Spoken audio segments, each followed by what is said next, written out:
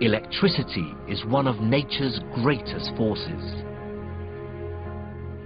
And by the middle of the 20th century, we'd harnessed it to light and power our modern world.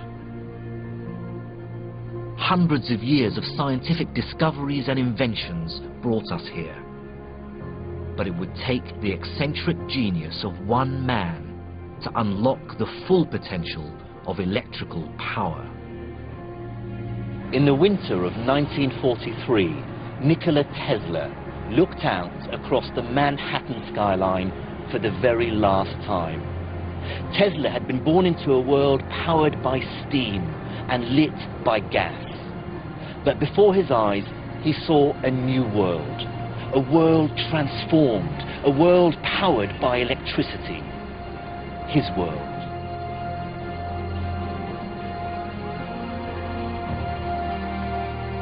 Frail, lonely, and still mourning the death of one of his beloved pigeons, this extraordinary and eccentric genius knew that his life's work was done, and he lay back on his bed to die. It would be 3 days before anyone found his body.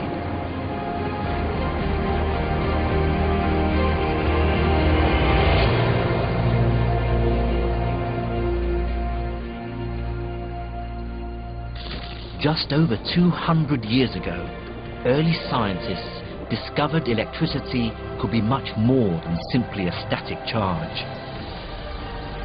It could be made to flow in a continuous current.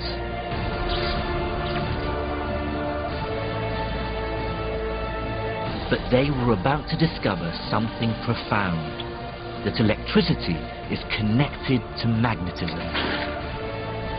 Harnessing the link between magnetism and electricity would completely transform the world and allow us to generate seemingly limitless amounts of electrical power.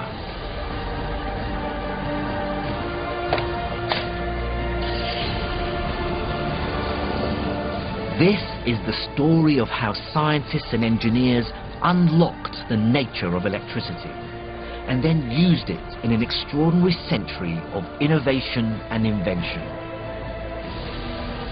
But not before one of the most shocking engineering rivalries in history was finally laid to rest.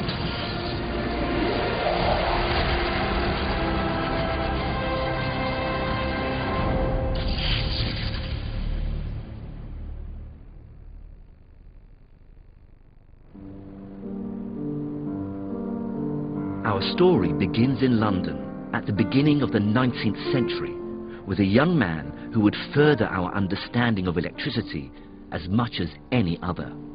On the 29th of February 1812, a 20-year-old self-educated bookbinder called Michael Faraday came here to the Royal Institution of Great Britain.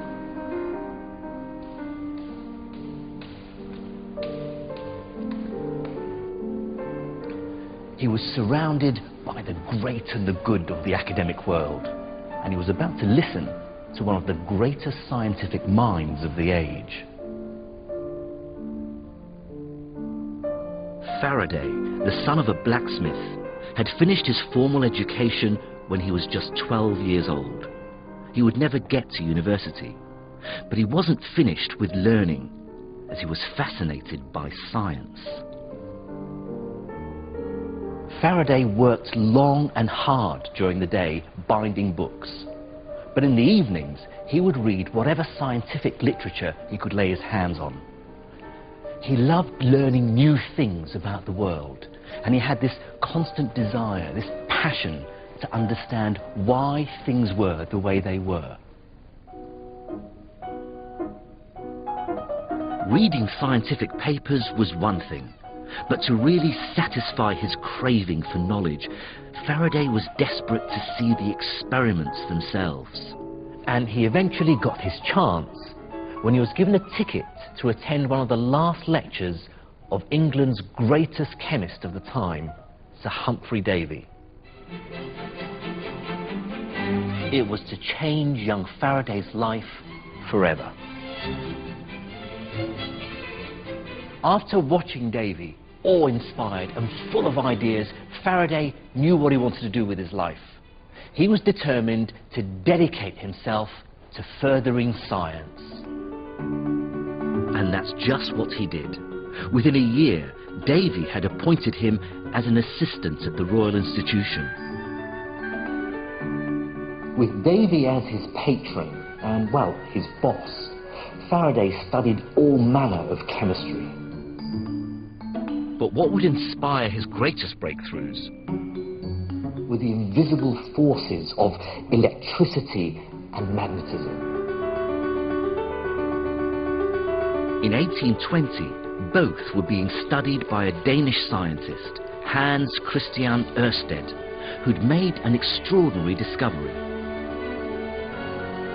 He passed an electric current through a copper rod and brought it close to a magnetic compass needle, and saw that it made the needle rotate. To Ørsted, it was remarkable. He'd shown for the first time that an electric current can create a magnetic force. He'd bound electricity and magnetism together. Today we call it electromagnetism, and it's one of the fundamental forces of nature. Ørsted's discovery sparks off a whole new spectrum of inventive activity around and about the fields of electricity. You can almost see electrical experimenters vying, competing with each other to find new links between electricity and the other powers of nature. At the Royal Institution, Faraday set about recreating Ørsted's work, which would mark his first steps to fame and fortune. And through his rigorous research, he concluded that there must be a flow of forces acting between the wire and the compass needle. The device he designed to demonstrate it would change the course of history. Faraday created a circuit using a battery like this, a pair of wires, and a mercury bath. Now the circuit carries on through these copper posts, and this wire hangs freely, it dangles into the mercury. Now because mercury is such a good conductor, it completes the circuit. When the current runs through the circuit, it generates a circular magnetic force field around the wire. Now this interacts with the magnetism from a permanent magnet that Faraday had placed in the middle of the mercury. Together they force the wire to move. Faraday had proved that this invisible force really does exist, and he could see its effect: circular motion. This beautiful device was the first to convert electric current into continuous motion. Basically, it's the earliest ever electric motor.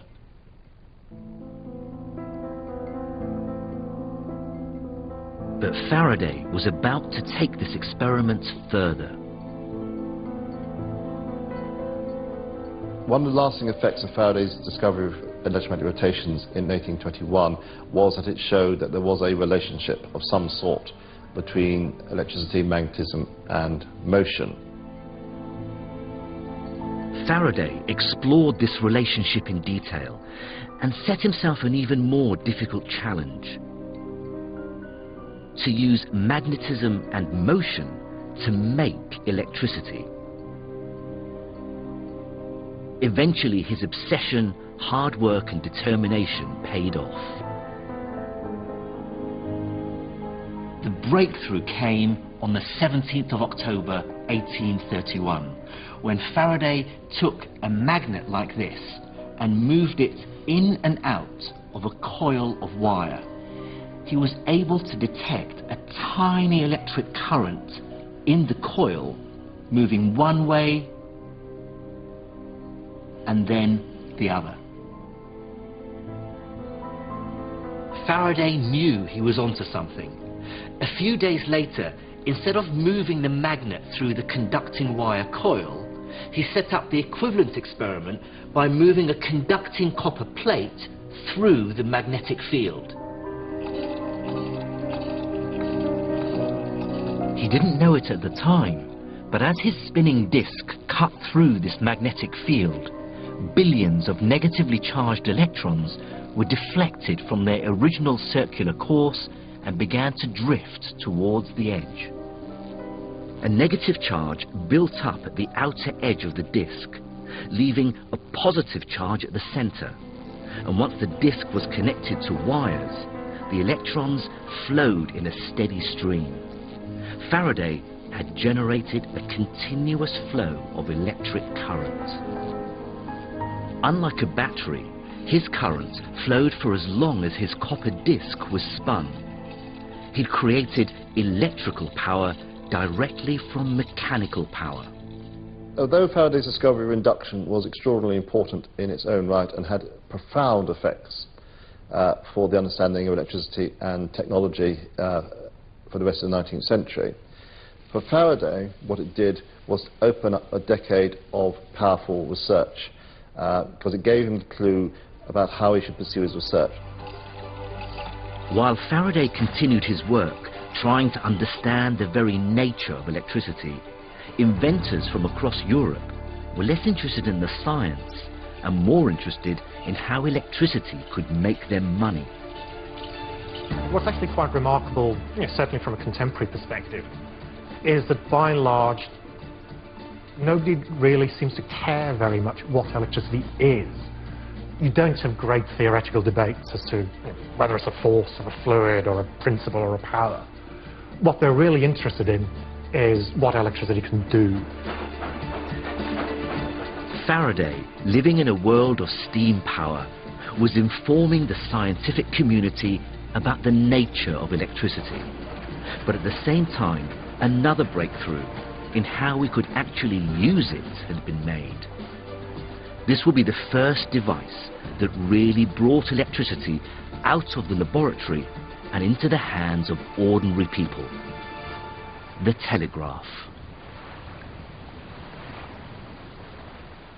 The key to understanding the telegraph is understanding a special kind of magnet, an electromagnet. Basically, a magnet created by an electric current. The first electromagnets were developed independently by William Sturgeon in Britain and Joseph Henry in America. And just as Faraday had discovered that by coiling his wire he could increase the current in it produced by the moving magnet, so Henry and Sturgeon discovered that by adding more coils in their current-carrying wires, they could make a more concentrated magnetic field. Basically, the more coils, the more turns, the stronger the magnet. So if I pass a current through this electromagnet, you can actually see the effects of the magnetic field. This is the standard school experiment of sprinkling iron filings on top of the magnet. If I give it a tap, see the iron filings follow the contours of the field. This allows us to visualize the effects of magnetism. To make an electromagnet even stronger, Henry and Sturgeon discovered that they could place certain kinds of metal inside the electromagnetic coil. The reason iron is so effective is fascinating, because you can think of it as being made up of lots of tiny magnets, all pointing in random directions. At the moment, this is not a magnet. The tiny magnets inside are aligned similarly to these compass needles. If you see, they're all pointing in different directions. But when you apply a magnetic field, they all align together. They all combine, these magnets, and cumulatively they add to the strength of the electromagnet. So what Henry and Sturgeon did was place two electromagnetic coils on each arm of their horseshoe to create something that was many, many times more powerful. And we can see the power of this horseshoe electromagnet. If I turn it on and use something slightly bigger than iron filings, these small pieces of iron, look at the strength of the magnetic field holding them in place. What's important to remember, of course, is that this electromagnet only works all the time there's a current passing through it. As soon as I turn off the current, the magnetism disappears. Early experimenters showed off this power by lifting metal weights. Henry even made one big enough to lift 1.5 tons of metal. Impressive, but not world-changing. But place that magnet much further away, at the end of a wire, and suddenly you can make something happen at your command, in an instant.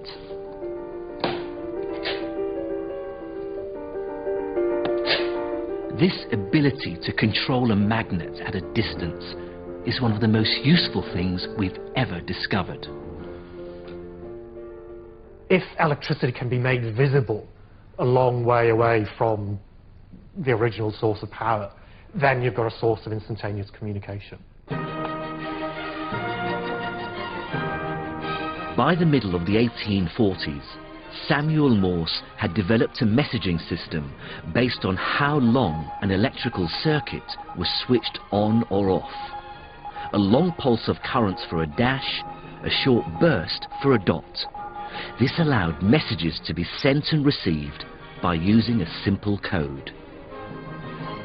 Contemporary early Victorian commentators reflect on the fact that electricity and the telegraph is literally making their world a smaller place. You very often get a sort of rhetoric throughout the 19th century when people are talking about the telegraph about how more communication, more understanding will render war obsolete because we'll all understand each other better. I mean, retrospectively, it seems hopelessly utopian. By the 1850s, Europe and America were crisscrossed with land-based telegraph wires. But the dream of instant global communication was frustratingly out of reach. This was because there was still no cable capable of carrying messages between two of the greatest powers on Earth, Britain and America. Many experts were convinced that a working Atlantic cable was impossible. But those who disagreed knew that if they could solve this problem, it could make them serious money. And in the 1850s, American businessmen and British engineers joined forces to prove this could be done. Attempt after attempt ended in disaster. The heavy cables kept snapping in heavy seas and storms. Finally, on the 29th of July, 1858, two parts of a cable were spliced together in mid-Atlantic. You see, a single cable was simply too big to have been carried by one ship. Then one end was taken to Newfoundland and the other end to Southwest Ireland. 6 days later, the first direct link between the two most powerful nations in the world was in place. The project was hailed a huge success, and a formal message of congratulations was sent from Queen Victoria to President Buchanan. But before the celebrations were over, things started to go very wrong. This is Chief Engineer Bright's original notebook. You can see here Queen Victoria's original message. Now, it's only 98 words long, but it took 16 hours to transmit. The telegraph operators on the other side found it very hard to decipher the message. The electrical signals that they were receiving were blurred and distorted, and they kept asking for words to be repeated over and over again. So you can see here, repeat after sending, waiting to receive, no signals. Clearly, transmitting across the Atlantic wasn't going to be as straightforward as people had hoped.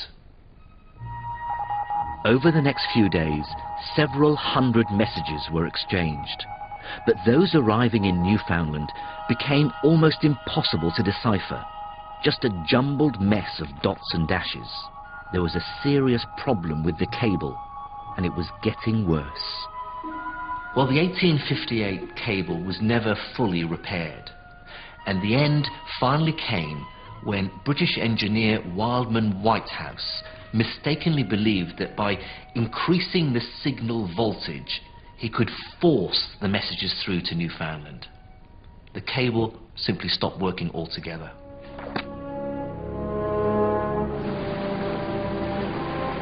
At the time, increasing the voltage by using more powerful batteries made sense.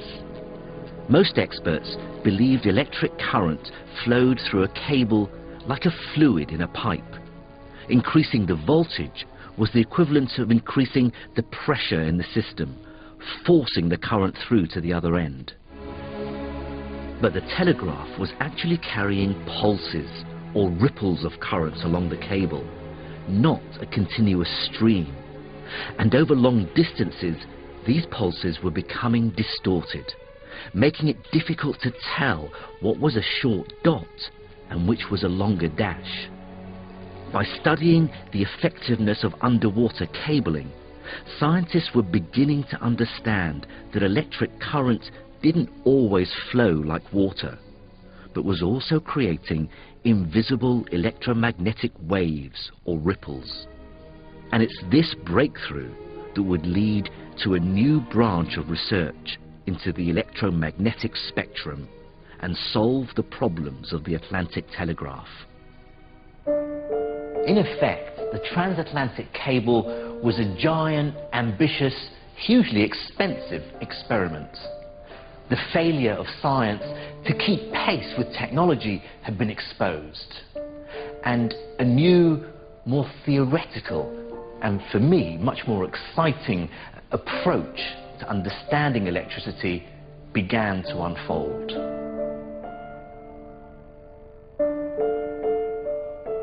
Armed with this new understanding of how electric pulses actually moved along the cable, improvements were made to its composition, design, and how it was laid.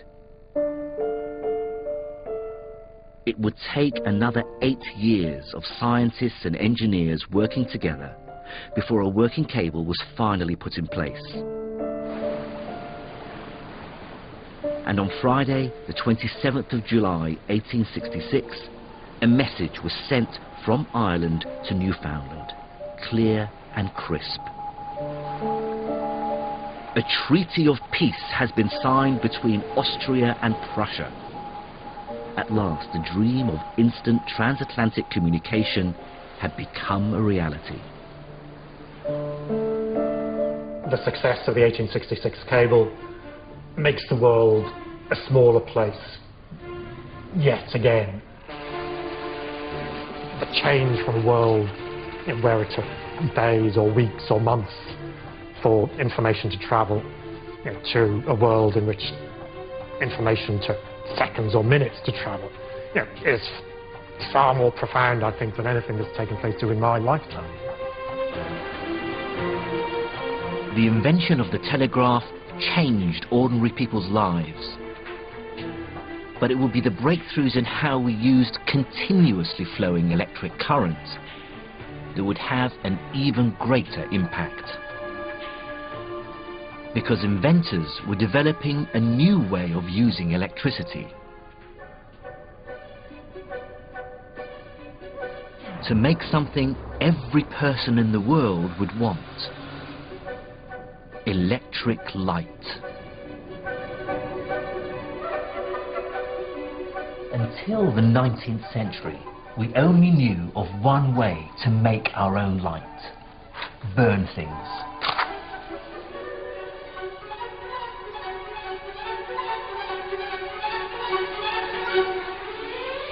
And by the middle of the 19th century, we perfected a very effective way of lighting our homes, using gas. A typical British home in the 1860s would have been lit like this. Highly flammable gas would have been pumped directly into people's houses through a network of pipes. But these gas lamps were too dull for large outdoor areas. So railway stations and streets began to be lit from a more powerful source: electric arc lights. The first arc lights were demonstrated by Michael Faraday's mentor, Sir Humphrey Davy, at the Royal Institution as early as 1808, and they worked by passing a continuous spark of electricity across 2 carbon rods. But their intense white glow was just too bright for people's homes.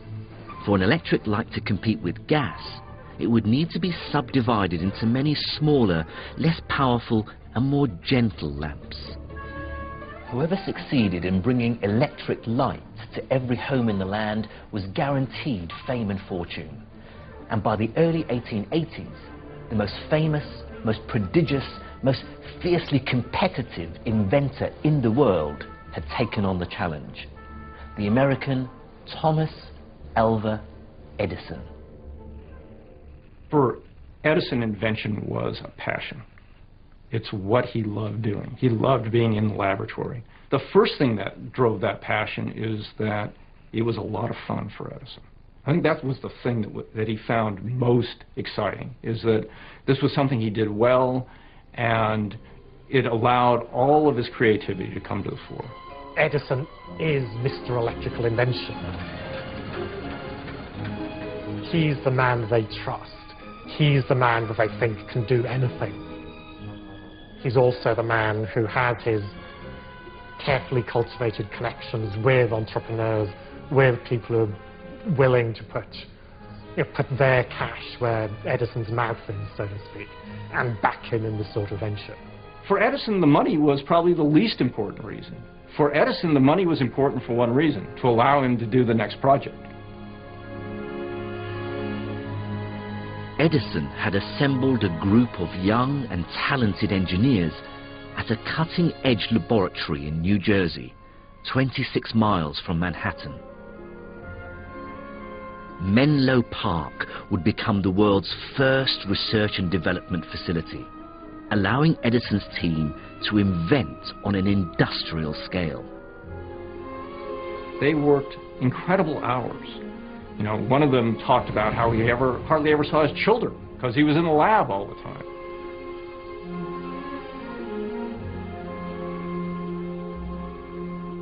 But they knew they were in the midst of something really important, right? That if Edison succeeded, right, if they succeeded with Edison, that their futures were secure.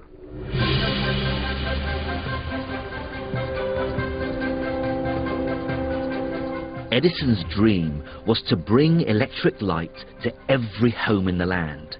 And with his team of engineers behind him and the vision of an electric future ahead, he launched his campaign. The race to bring electric light to the world was to play out in the great cities of the time: New York, Paris, London. Edison's Menlo Park team set about developing a totally different form of electric lamp, the incandescent light bulb. In fact, Edison's light bulb design wasn't all that new or unique. French, Russian, Belgian and British inventors had been perfecting similar bulbs for over 40 years. And one of them, an Englishman, Joseph Swan, had been developing his own version of an incandescent lamp. Both Swan and Edison's light bulbs work by passing an electric current through a filament. Now, a filament is a material in which the electric current flows through with more difficulty than it does through the copper wire in the rest of the circuit. And it relies on the idea of resistance. Now, inside this jar, I have a filament made out of ordinary pencil lead, and we can see what happens as I pass a current through it. Down at the atomic scale, the atoms in the filament impede the flow of electricity, so it takes more energy to force it through, and this energy is deposited in the filament as heat. Now, as it heats up, its resistance goes up, which again raises its temperature until it glows white hot. Now, one of the first materials Edison used for his filaments was platinum. With its relatively high melting point, platinum could be heated to a white-hot temperature without melting. It could also be stretched into thin strands, and the thinner the strand, the more resistance it offered to the current passing through it. But platinum was expensive and didn't offer enough resistance. The race was on to find a better alternative. And the solution came when the Menlo Park team switched to a method Swan was also developing, using a vacuum to stop cheaper carbon filaments from burning up too quickly. Edison and Swan tested all kinds of different materials for their filaments, everything from raw silk and parchment to cork. Edison even tested his engineer's beard hair. Eventually, he settled on bamboo fibre, while Swan used a treated cotton thread. Edison and Swan's light bulb designs were very similar. Eventually, they came to an agreement and went into partnership to sell light bulbs in the UK. Today, many people still believe that Edison alone invented the light bulb, while Swan has become a footnote in history.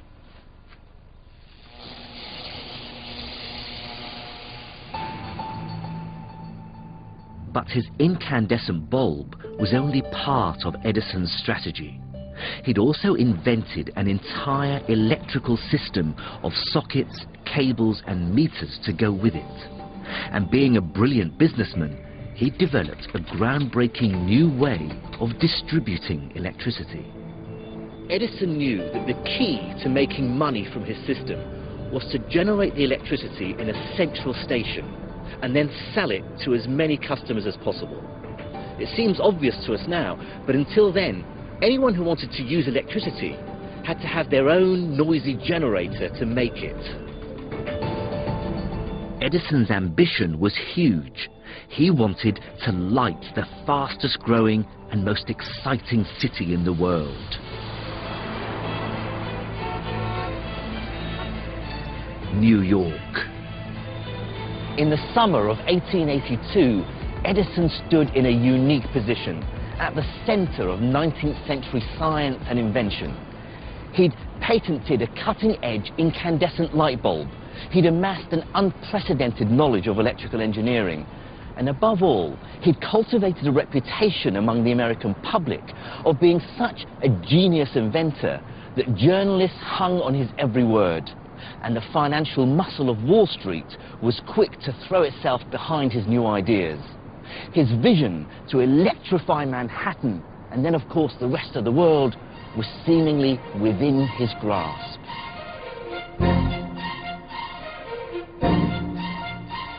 Because Edison and his team were about to launch their most expensive and risky project yet. America's first power station generating continuous direct current. Just before 3 p.m. on the 4th of September 1882, Thomas Edison, surrounded by a gaggle of bankers, dignitaries and reporters, entered J.P. Morgan's building right behind me, flicked one of the Edison patented switches, and 100 of his incandescent bulbs began to glow. Turning to a nearby journalist, he said, "I have accomplished all that I've promised." Half a mile away on Pearl Street, Edison's new power station, costing $500,000 and 4 years of hard work, had sprung into life. The current surged through buried cables, stretching out in each direction. Of course, it might seem obvious to us now, but in New York back in the early 1880s, the idea of burying electric cables underground seemed like an unnecessary expense. This street would have been crisscrossed with hundreds of cables used for telegraphs, telephones and arc street lighting. Looking up, you'd have seen a tangled mass of black spaghetti blocking out the light. Edison knew this dangerous situation had to change, and for him to make as much money as he could, electricity needed rebranding. It had to be considered safe. So Edison is arguing both for the greater safety of his DC low voltage system and for underground lines. He can argue that he has a much safer system than electric arc light for streets or gas lighting for indoor lighting, right? He doesn't have to worry about fires, doesn't have to worry about electrocution, that all of this is much safer because of the system he's created with this underground system. burying every cable was not only very expensive, but was a logistical nightmare, because this was one of the busiest square miles in the world. Edison chose this area for a reason. Wall Street. Rich, important, influential. Because for Edison's system to make money, all these wealthy customers had to be within a mile of his power station. And this was because Edison calculated the thickest cable he could afford would only carry an adequate amount of his continuous direct current to customers within this range. This was a huge leap forward, because for the first time, dozens of customers could be supplied by just one power station. But there was a big problem. Edison's network could never be economical in lighting America's new suburbs. They just didn't have the concentration of customers needed to make building these expensive power stations worthwhile. Had we stuck with Edison's way of generating and distributing electricity, the world would be a very different place. We'd have to have power stations scattered around no more than a mile apart, even in the centres of our towns and cities. And it would be extraordinarily expensive to even provide power for smaller communities. But someone who held the answers to these problems was about to enter the story. Someone who would help create the modern world, and who'd play an integral part in one of the biggest fallouts in scientific history. His name was Nikola Tesla, and he was right under Edison's nose.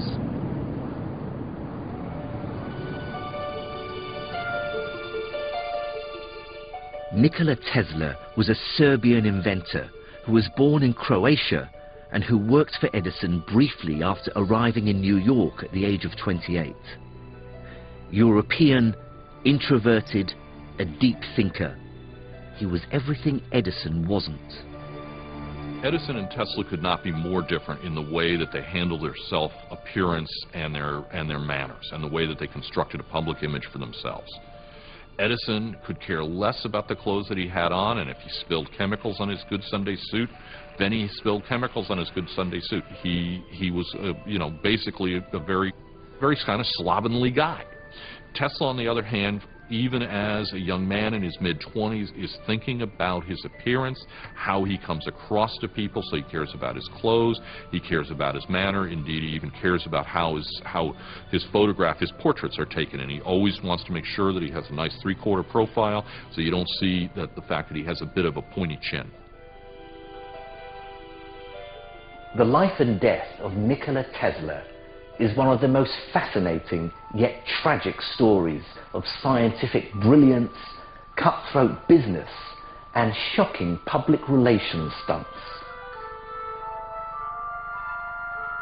The American public may have been wowed by Edison's new direct current power stations, but Tesla was less impressed. He had a dream electricity could be transmitted across entire cities, or even nations. And he believed he knew how it could be done, by using a different type of electric current.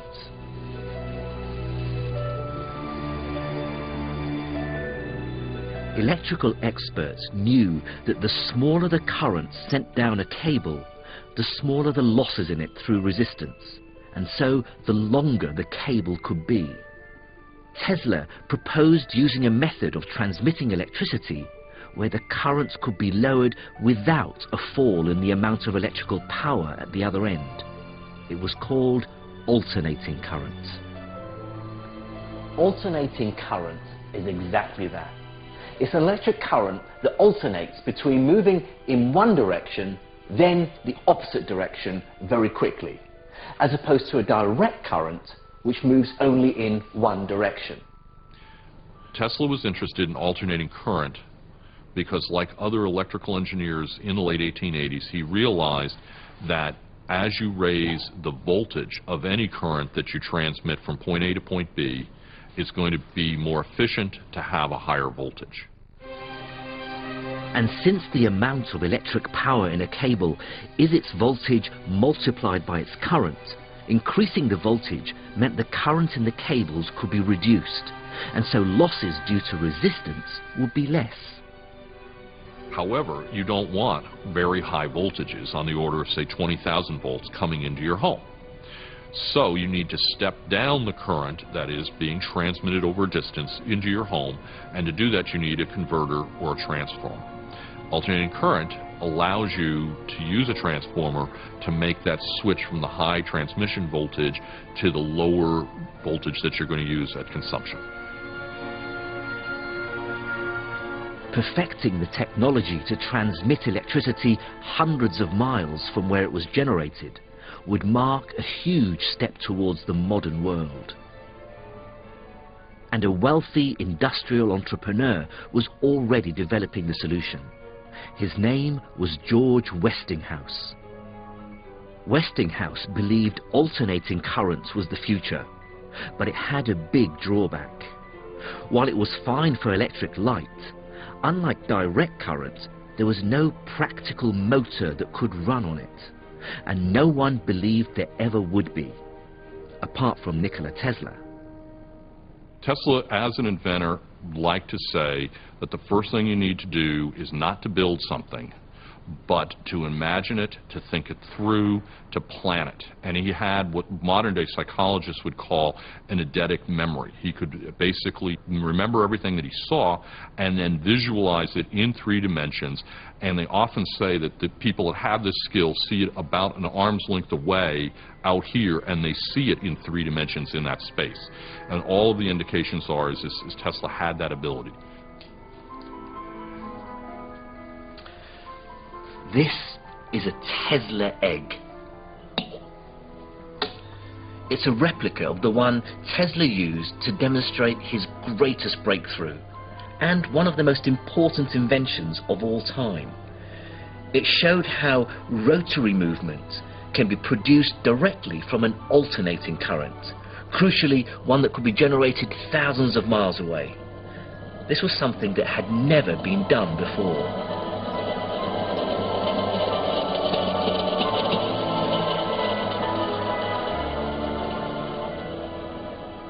When Tesla was working on the alternating current motor, he was thinking big, and he was not just tinkering with one little component of the motor and saying, gee, if I can make that a little bit better, it will work out. He's actually thinking about an entire system that involves the generator, the wires to the motor, and the motor itself. He's a complete maverick. He's thinking outside the box. He's doing things very differently than any of his fellow contemporary inventors. Tesla's solution was ingenious. He fed more than one alternating current into his motor and timed them so that they followed in sequence with each other. The first alternating current energized a coil of wire inside the motor, creating an electromagnetic field which attracted the motor's central moving part to it and then faded. The second overlapping current fed the next coil, dragging the moving part around further before it faded, and the same for the third coil and the fourth. The result was a revolving magnetic field strong enough to make the motor, or in this case his egg, spin. Tesla designed an entire electrical system around this, called polyphase transmission. This meant a noisy and smelly power station generating lots of useful alternating current could now be situated away from populated areas.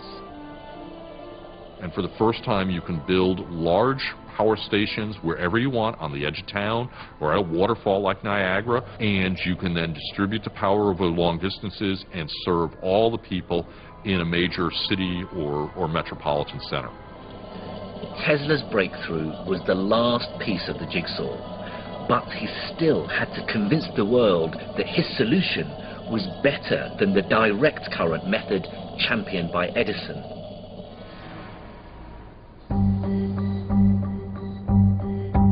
Edison continued to roll out his direct current system, building power stations across New York State. But then Tesla met George Westinghouse. the man who could make his dreams into a reality. In July 1888, Westinghouse made an offer for Tesla's patents, which has become part of the mystery and folklore surrounding the whole Nikola Tesla story, where it's difficult to separate fact from fiction. Tesla was paid $75,000 for his alternating current patents and offered $2.50 for every horsepower his motors would generate. This should have guaranteed him vast wealth for the rest of his life, but that isn't what happened. It's clear to us now that at the time the AC system was a much better method of transmitting electric power, and you'd think that with Tesla's breakthroughs nothing could stand in the way of the success of AC over DC. But one man still believed totally in his direct current inventions. From the filaments of the bulbs to the switches, sockets and generators. And he wasn't about to waste millions of dollars on changing them. Edison. The battle lines were drawn. Westinghouse and Tesla went toe-to-toe with Edison for New York's lucrative lighting contracts. Two completely different systems battling it out for one ultimate prize. The chance to light up America and then the world. It would become known as the War of the Currents. Both camps tried to undercut each other on cost, but Edison believed his beloved direct current was better than alternating current because it was safer. Touching an Edison cable with its low voltage was painful but relatively harmless, whereas alternating current cables carried a much higher voltage, and touching them could be deadly. So, what Edison was trying to do was to again define his DC system, right, as the safe system. It's better than electric street arc lights, it's better than gas, and it's now better than high voltage AC incandescent lighting, right? It's the system that's safe. You adopt the Edison system, you can be sure it's going to be safe.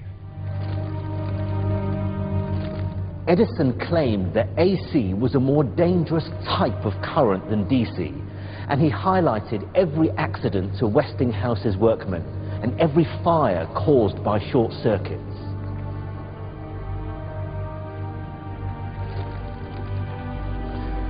It was a potent message because in the 1880s many people were still terrified by electricity.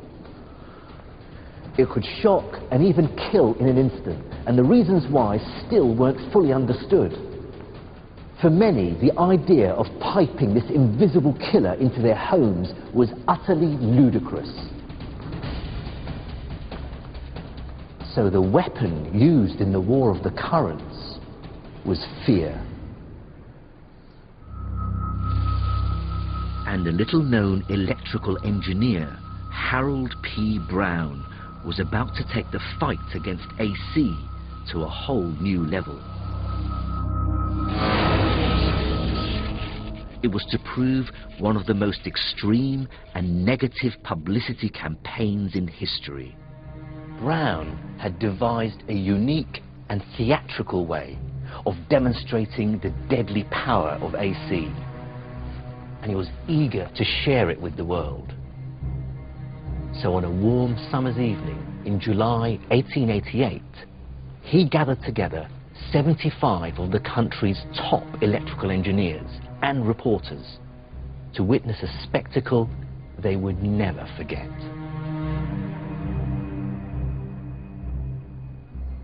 Brown's plan was extremely macabre. He'd paid a team of street urchins to collect together stray dogs roaming Manhattan. Out on stage, he addressed his audience. "I have asked you here, gentlemen, to witness the experimental application of electricity to a number of brutes." His demonstration involved electrocuting the dogs with DC and AC power, in an attempt to show that AC current killed them more quickly. And it wasn't just dogs. Brown went on to make public spectacles of killing a calf and even a horse. And he moved from dogs to larger animals for a reason.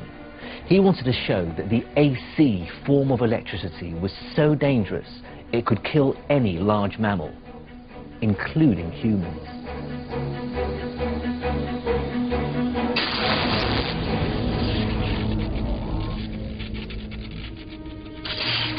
Brown's animal experiments had persuaded American politicians the most humane method of executing condemned criminals should be with alternating current, generated by Westinghouse machines. Edison's lawyers even suggested a new term to describe being electrocuted in this way: to be Westinghoused. And at precisely 6:32 on the morning of the 6th of August 1890, a 45-year-old man, William Kemmler, was strapped to a wooden chair and 2 soaking wet electrodes were carefully attached to him. And as 26 officials and doctors looked on from an adjoining room, Kemmler said goodbye to the prison chaplain and waited.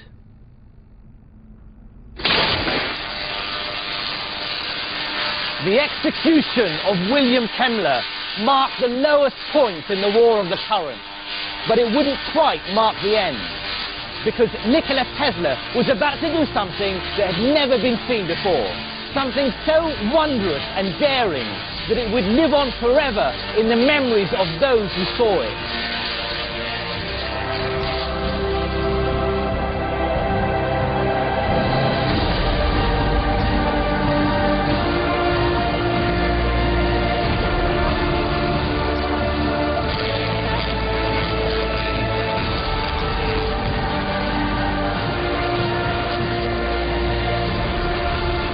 Tesla had been developing a method of generating very high-frequency alternating currents, and on May 21st, 1891, at a meeting of top electrical engineers, he demonstrated it.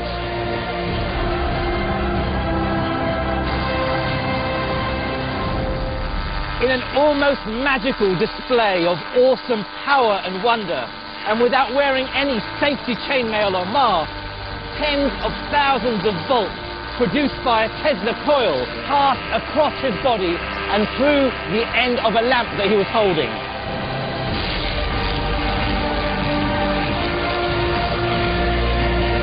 Tesla's alternating current was at such a high frequency that it passed through his body without causing serious harm or even pain. His demonstrations showed that if handled correctly, alternating currents at extremely high voltages could be safe. The war of the currents had been won by Westinghouse and Tesla. In 1896, a new power station was completed at Niagara Falls using Westinghouse AC generators to produce Tesla's polyphase current. Finally, huge amounts of power could be transmitted from the falls to nearby Buffalo. And then, a few years later, the Niagara plant was providing power to New York City itself. And today, almost all of the electricity generated in the world is done so using Tesla's system.